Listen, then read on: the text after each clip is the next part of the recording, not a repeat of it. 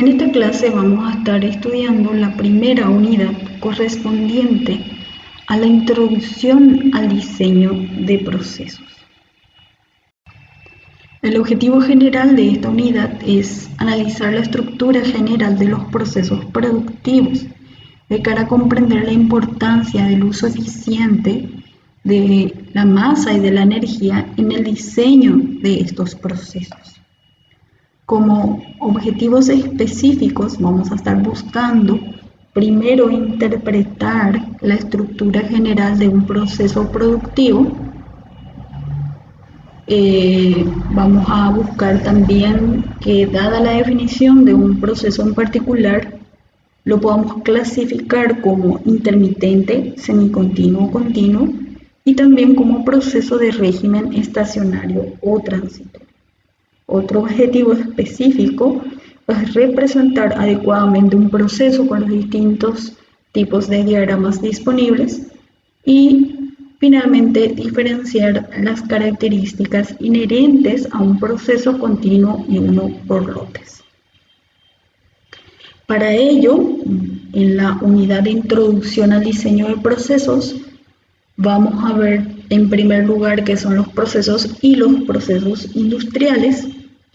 Vamos a estudiar la estructura general de todo proceso productivo. Vamos a estudiar los distintos tipos de procesos, específicamente vamos a ver los procesos continuos y los procesos discontinuos. Y finalmente vamos a ver cómo se representan los procesos. Para ello vamos a estudiar tres tipos de diagramas: los diagramas de entrada-salida, el diagrama de bloques y el diagrama de flujo. Bien, por lo general solemos tener una idea bastante limitada de lo que los ingenieros químicos y los ingenieros de alimentos podemos hacer.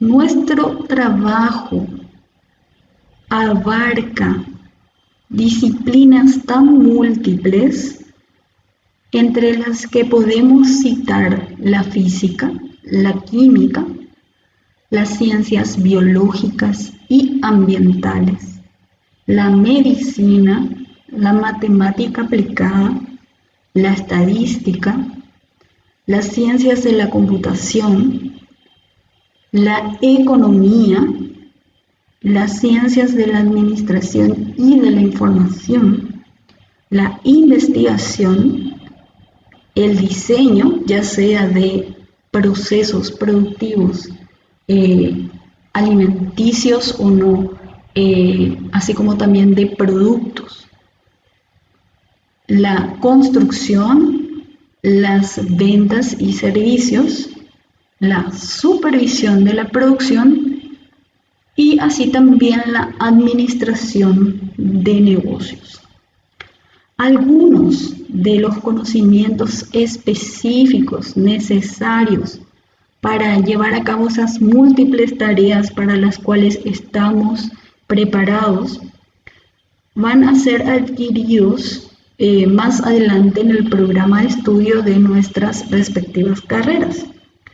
Unos cuantos de esos conocimientos los vamos a ver en esta asignatura e incluso muchos otros van a ser adquiridos una vez que recién nos recibamos, ¿verdad?, con la práctica laboral o con los estudios de posgrado, ¿verdad? Sabemos que podemos incursionar en una amplia gama de industrias. Por solo mencionar algunas, tenemos las industrias de alimentos, las industrias de productos químicos y petroquímicos, las industrias del plástico, del papel, de la pulpa, industrias farmacéuticas, industrias de cosméticos, entre muchas otras, ¿verdad? Toda industria involucra lo que conocemos como un proceso. vamos a definir en forma general qué es un proceso. Un proceso es cualquier operación o serie de operaciones por las cuales llegamos a un objetivo particular. Si hablamos de un proceso industrial, ese objetivo particular sería el producto final, ¿verdad? Que sacamos a la venta. Si hablamos de un proceso educativo, ese producto final será el profesional, ¿verdad? Entonces, eso es lo que significa en forma general un proceso. Todo proceso tiene un determinado material que ingresa al mismo, que lo llamamos alimentación o material de entrada, y un material que sale del mismo, que lo llamamos producto o material de salida. A menudo los procesos constan de múltiples pasos o etapas, y cada uno de esos pasos se lleva a cabo en lo que denominamos una unidad de proceso. Una unidad de proceso es, o las unidades de proceso son cada una de las etapas de ese proceso. Cada etapa o unidad de proceso está asociada a un conjunto de corrientes de proceso que entran y salen de esa unidad. O sea, cada unidad tiene sus respectivas alimentaciones y sus respectivos materiales de salida, ¿sí? Para el diseño de procesos, los ingenieros involucramos conocimientos de ciencias básicas, de operaciones unitarias y de ciencias de la ingeniería. Como resultado de estos conocimientos, logramos lo que conocemos o logramos diseñar lo que conocemos como los procesos industriales. Un proceso industrial es un sistema formado por equipos que serían esas unidades de proceso o etapas, ¿sí? Que están interconectados entre sí de forma organizada para transformar las correspondientes corrientes de entrada, que normalmente las llamamos materias primas, en los correspondientes productos o efluentes que queremos justamente producir. Y es importante tomar en cuenta que esa transformación que involucra el proceso industrial implica una modificación de las propiedades físico-químicas de esas corrientes de entrada. Todo proyecto industrial involucra una modificación de esas propiedades, ¿sí? Cuando hablamos de procesos industriales, tenemos que definir lo que es una operación unitaria. Una operación unitaria es una etapa de un proceso en la cual se realiza una modificación específica de una corriente. Entonces, fíjense, en esta imagen tenemos la representación de un determinado proceso industrial, ¿sí?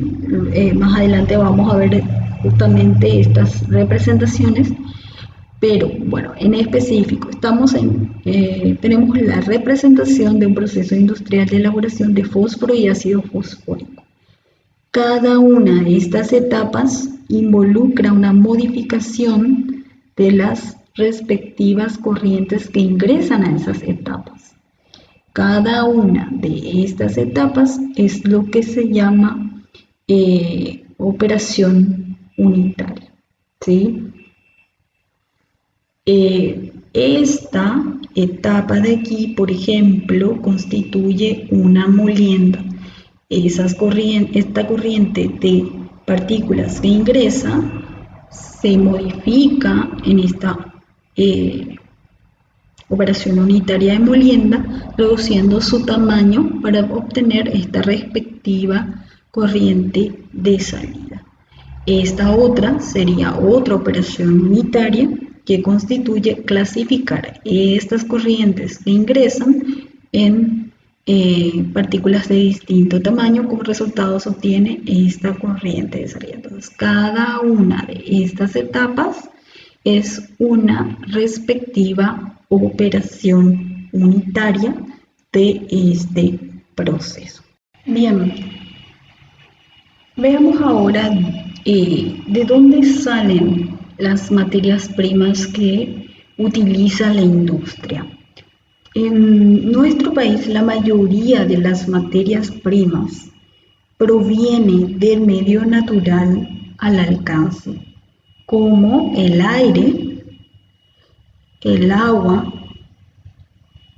el suelo, que involucra tanto a las rocas como a los minerales, del reino animal y también del reino vegetal, ¿sí? ¿Cuáles son las características que deben reunir las materias primas a utilizar en la industria? Deben estar o ser fácilmente disponibles, deben tener bajo costo y deben tener elevada pureza. Esas son las tres características que se busca tenga la materia prima a utilizar en un proceso industrial. Bien, veamos ahora cómo se clasifican esas materias primas. Las materias primas se pueden clasificar como renovables y no renovables. Cuando hablamos de una materia prima renovable, una materia prima renovable es aquella cuya existencia no se agota con su uso, debido a que vuelven a su estado original o se regeneran a una velocidad mayor, ¿verdad?, a la cual esos recursos son disminuidos en cantidad mediante su utilización.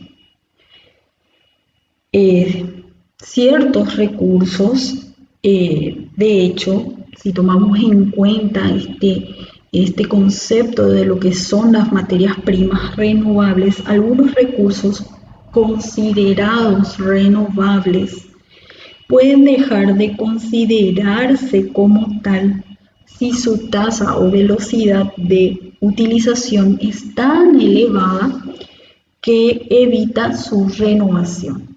Hoy en día hay muchos recursos que son considerados se encontraban justamente dentro de la categoría renovable, pero que han dejado de serlos, ¿verdad?, justamente porque su tasa de consumo es mucho más elevada con respecto a su tasa de regeneración, como lo son, por ejemplo, el agua y la biomasa. Han dejado de ser justamente recursos o materias primas renovables, ¿sí?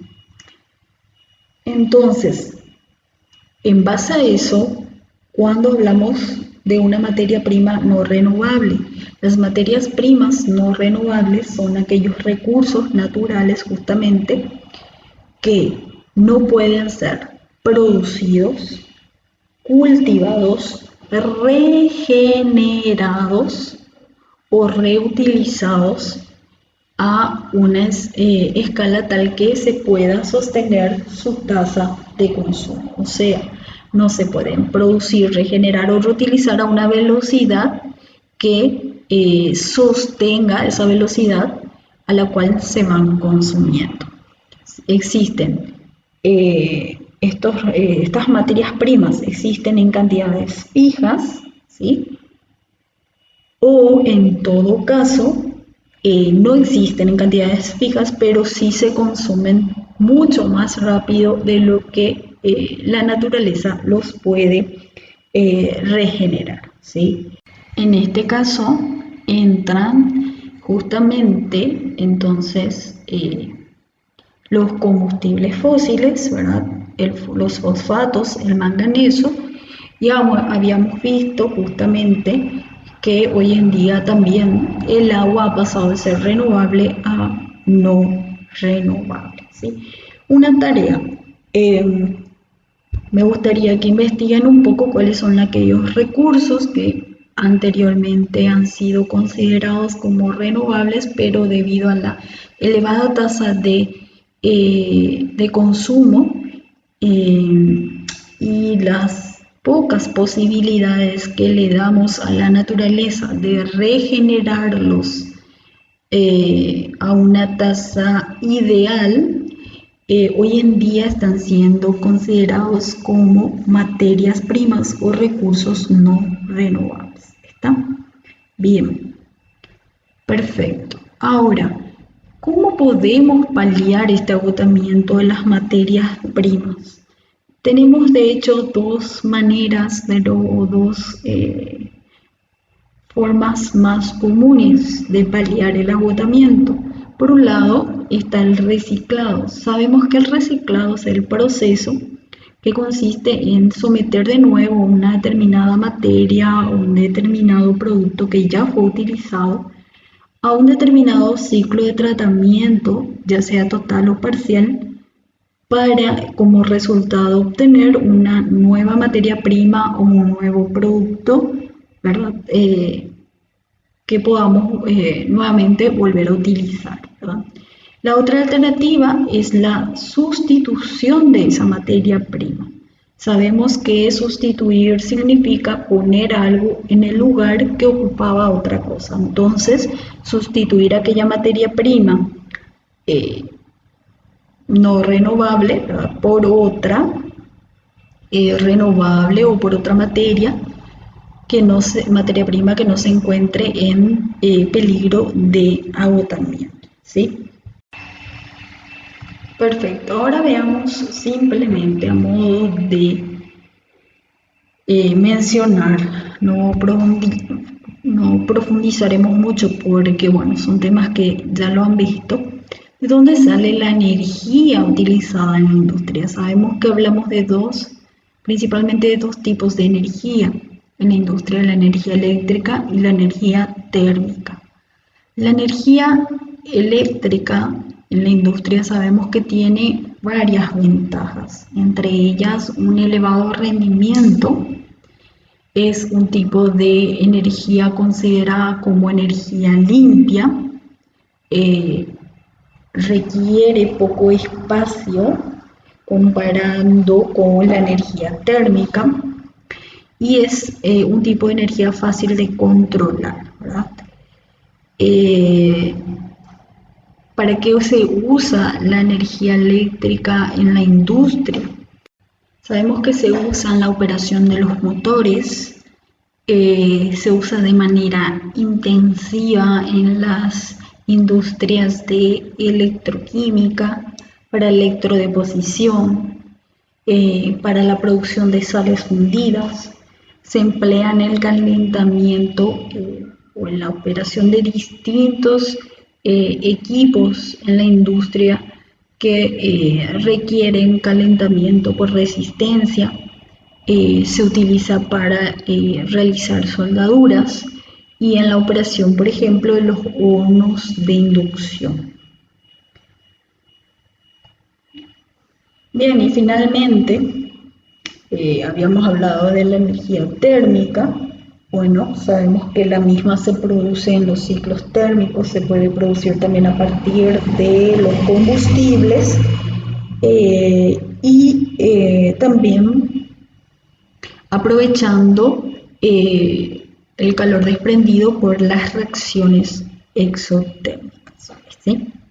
Bien, eso simplemente a modo, como les había dicho, de mencionar un poquito el uso de la energía en la industria. Perfecto. Ahora vamos a ver cuáles son los distintos tipos de procesos. Los procesos se pueden clasificar en primer lugar en tres grandes grupos: intermitentes o por lotes, procesos continuos y procesos semicontinuos. Cuando hablamos de un proceso intermitente o por lotes, en un proceso intermitente, la alimentación del proceso se carga, o sea, se introduce al equipo al inicio del proceso, se deja que transcurra cierto tiempo del proceso y posteriormente, transcurrido ese tiempo, se retiran los productos del proceso. Entonces, fíjense que en un proceso intermitente, durante el tiempo que transcurre el proceso, no hay transferencia de masa a través de los límites del sistema.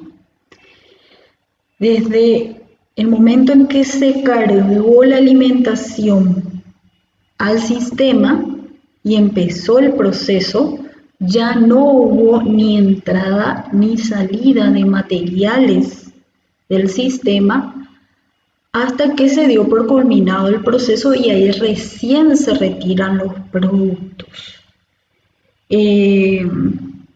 Un ejemplo de un proceso intermitente o por lotes consiste, por ejemplo, en agregar rápidamente los reactivos en un tanque, ¿sí?, y dejar que transcurra la reacción y retirar los productos y los reactivos no consumidos transcurrido cierto tiempo de reacción, cuando ya el sistema, por ejemplo, haya alcanzado el equilibrio. Entonces, durante el periodo que dura la reacción no hay entrada ni salida ni de reactivos ni de productos de los límites del sistema.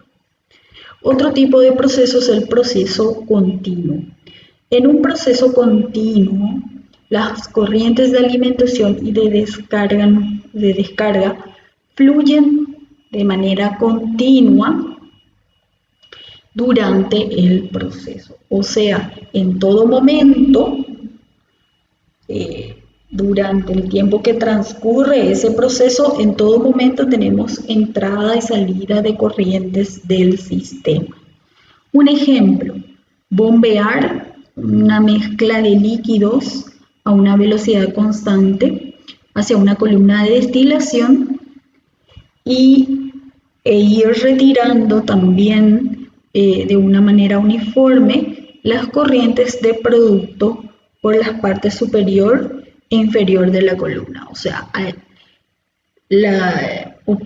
alimentar la columna de manera continua y ir eliminando los productos del proceso también de forma continua durante todo el transcurso del proceso.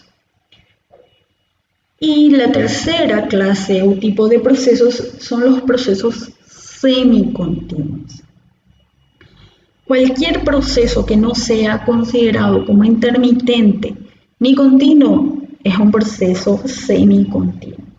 En un proceso semicontinuo, la corriente de alimentación o la corriente de descarga, cualquiera de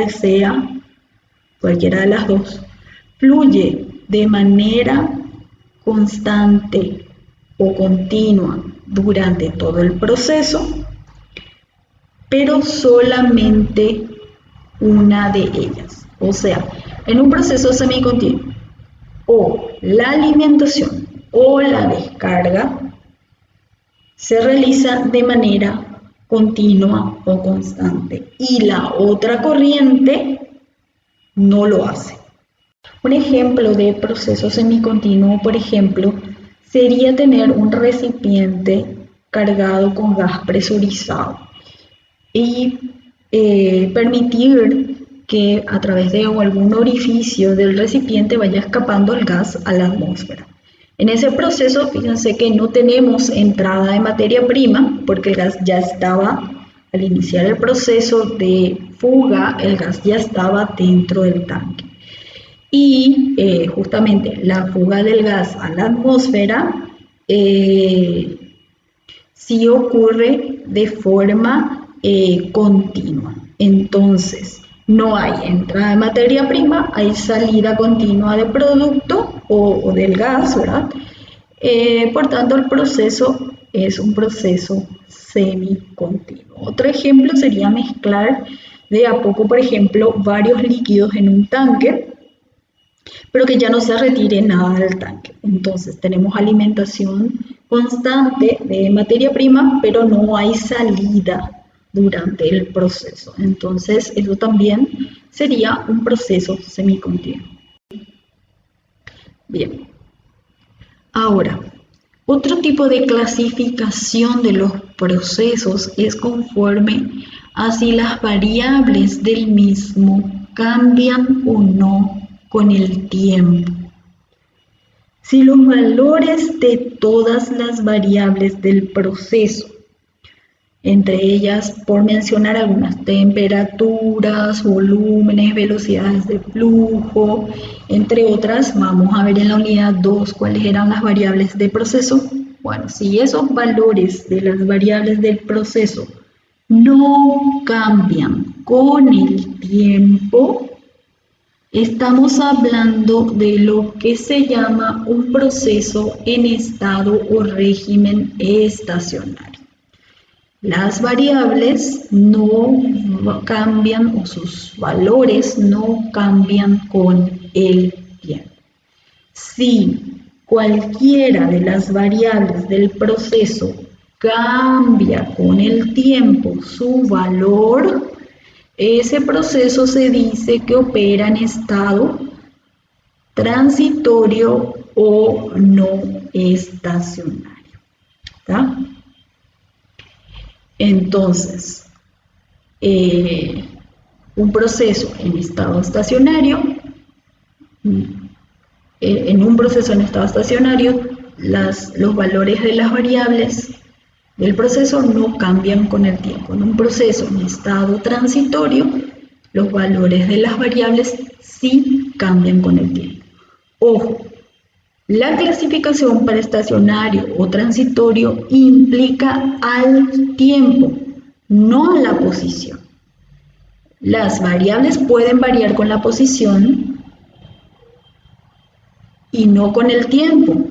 Y en ese caso, el proceso seguiría siendo considerado estacionario, porque no es el espacio lo que define que sea o no estacionario o transitorio, es la variación con respecto al tiempo. Si en una variable, supongamos la velocidad de flujo, varía con la posición, pero en cada posición fija el valor de la velocidad de flujo no varía con el tiempo, quiere decir que estamos ante un proceso en estado estacionario. ¿Sí? ¿Se entiende? Bien. Perfecto. Entonces, fíjense, en base a este concepto o a esta clasificación que acabamos de ver de estacionario y transitorio, ¿cómo clasificaríamos los procesos intermitentes, continuos y semicontinuos? Fíjense, en un proceso intermitente, decíamos, se cargan las materias primas, empieza a transcurrir el proceso, entonces a partir del tiempo que empieza a transcurrir el proceso, supongamos, prendo mi cronómetro, ¿verdad? Durante el tiempo que dura el proceso, termina el tiempo que dura el proceso, y ahí recién saco los productos. Entonces, fíjense, un proceso intermitente o por lotes, si ustedes observan lo que va ocurriendo dentro del proceso, las concentraciones de las materias primas a través del tiempo van a ir variando,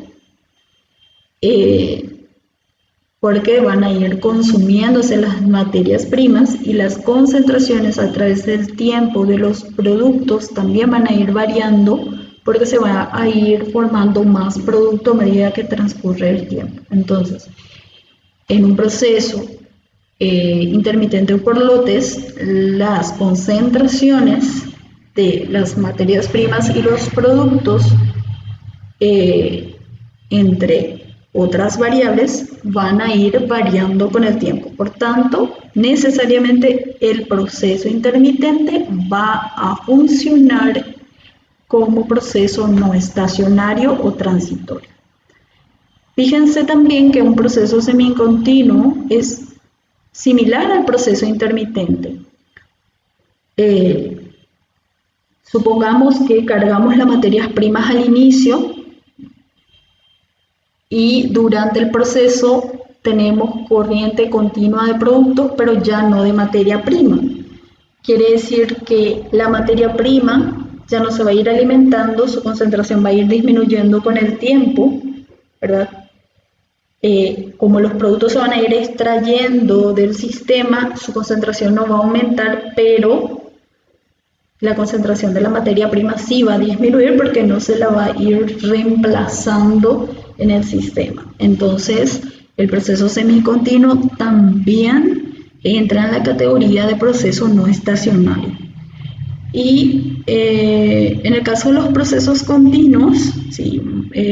Estos procesos pueden ser considerados como estacionarios o transitorios conforme a si las variables del proceso varían o no con respecto al tiempo. Entonces, importante esto decir nuevamente, los procesos intermitentes o por lotes y los procesos semicontinuos por su naturaleza necesariamente son procesos en estado no estacionario o transitorio, ¿sí? Bien, entonces en base a eso quiero que hagan el siguiente ejercicio de aplicación. Tarea. Dudas respecto a esta tarea nos pueden pasar en el Classroom, que estaremos respondiendo en la brevedad posible. Clasificar los siguientes procesos, ya sean como intermitentes, continuos o semicontinuos, y también como transitorios o estacionarios. Primer proceso, hervir agua en un matraz abierto. Segundo proceso, sacar una botella de leche del refrigerador y dejarla en la mesa de la cocina. O sea, sacar y depositarla sobre la mesa, no tocar más la botella, ¿sí? Tercer proceso, hacer reaccionar A con B en una tubería en línea, ¿sí? O sea que a medida que van reaccionando la tubería, van circulando dentro de la tubería. Siguiente proceso, alimentar monóxido de carbono y vapor de agua en un reactor tubular a velocidad constante, ir alimentando a velocidad constante y permitir que reaccionen para formar dióxido de carbono e hidrógeno. Retirar los productos y los reactivos sin usar en el otro extremo, también en forma constante. Pero fíjense lo que dice, el reactor inicialmente, antes de alimentar el monóxido de carbono y el vapor de agua, contenía aire. La temperatura del reactor, dice, permanece constante y la composición y la velocidad de flujo de la corriente de entrada son independientes del tiempo. Nos pide clasificar este proceso al inicio y también después de un periodo prolongado. Por último, el último sistema se lleva a cabo una reacción química en fase líquida, A para dar B en un tanque bien agitado. La concentración de A la tenemos expresada en moles por metros cúbicos en el tanque, y en la corriente de salida tenemos también su concentración. Ninguna concentración varía con el tiempo. Fíjense, ojo, no nos menciona si los reactivos o los productos se alimentan o no se alimentan en forma continua, ¿sí? Bien.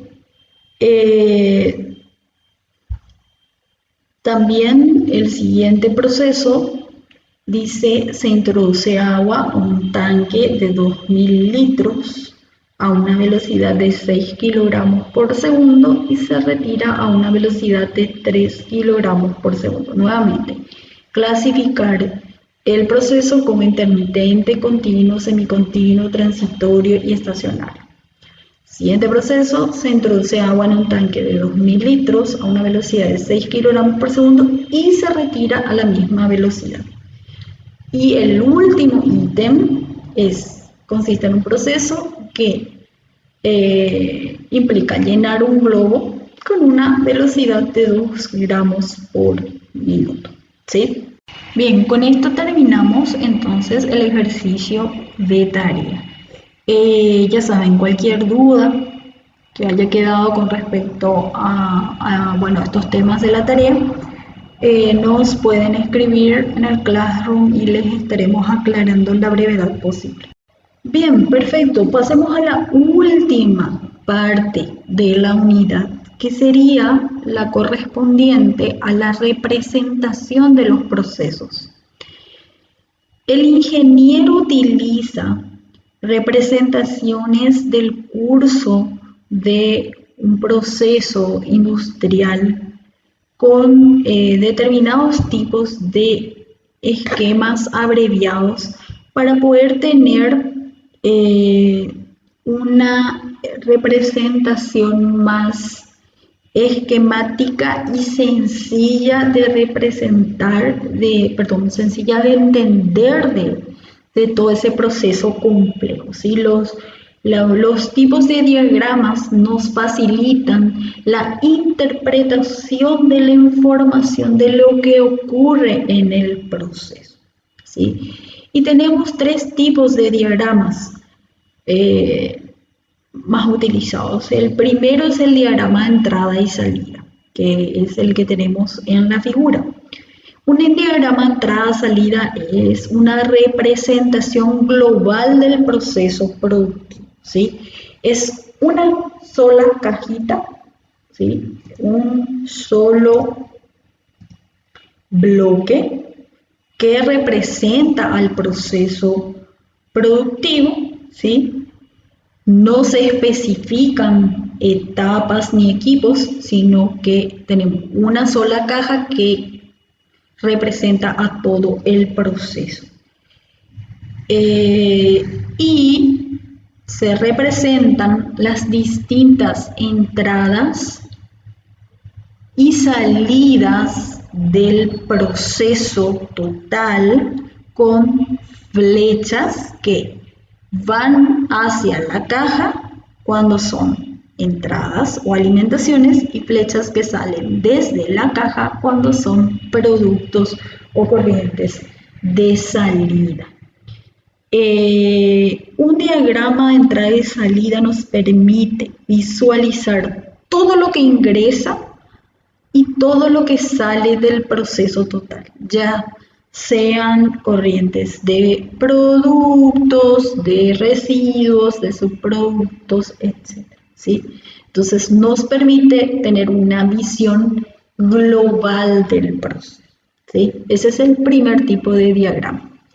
El segundo tipo de diagrama es el diagrama de bloques, que fíjense es mucho más detallado, que sí ya desarrolla, digamos, todo lo que ocurre dentro del proceso y es el diagrama que más utilizamos en la asignatura.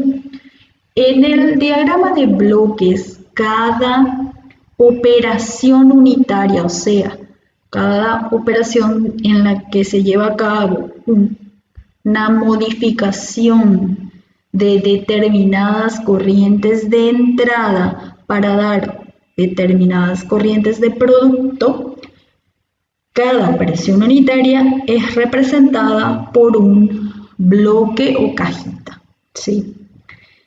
cada unidad o cajita se une a la unidad o cajita siguiente por medio de flechas que justamente representan las corrientes que salen de una cajita para ingresar a la siguiente, ¿sí? Las flechas en los diagramas de bloques representan flujos o corrientes de materiales, ¿sí? En el diagrama de bloques se debe aclarar cuáles son los materiales que van en esas corrientes, por ejemplo, pepas, vapor, refinados. Se debe aclarar la identidad de esa corriente. Por lo general solemos ponerles las concentraciones también de los materiales en esa corriente, sus velocidades, o sea, son datos que se pueden agregar a cada corriente o flecha, ¿sí? Por ejemplo, incluso se pueden utilizar determinados códigos de colores. Por ejemplo, fíjense, en el diagrama que tenemos en la figura, por ejemplo, las materias primas son señaladas en color verde. Los productos intermedios están en color azul y los productos finales están en color rojo, ¿sí? También es una forma de agregar más información al diagrama, ¿está? Y por último tenemos el diagrama de flujo. Un diagrama de flujo es similar al diagrama de bloques, pero en este diagrama los bloques son reemplazados por determinados símbolos establecidos de forma estándar que representan a los equipos o unidades de proceso, ¿sí? Esta simbología, por ejemplo, representa una bomba, esta simbología representa un intercambiador de placas y, bueno, cada unidad de proceso o equipo tiene entonces una simbología estándar que la representa y que finalmente entonces nos da mucha más información nuevamente en el diagrama, ¿verdad? En vez de tener las cajitas, ya tenemos el símbolo que nos da mucha más información de lo que era esa cajita, ¿sí? Y bueno, como ven aquí también seguimos con los colores, ¿verdad? Incluso con los colores. Los códigos de colores, por ejemplo, las corrientes de color rojo implican estado vapor, las corrientes de color azul implican estado líquido, entre otras simbologías, ¿sí? Este sería el diagrama más completo, ¿verdad? El que nos brinda más información. Como les había dicho, nosotros normalmente en la asignatura trabajamos bastante con el diagrama de bloques, pero bueno, todos los tres tipos de diagramas van a terminar utilizándolo tarde o temprano en la carrera, ¿sí? Bien, este sería entonces el último tipo de diagrama, ¿ok?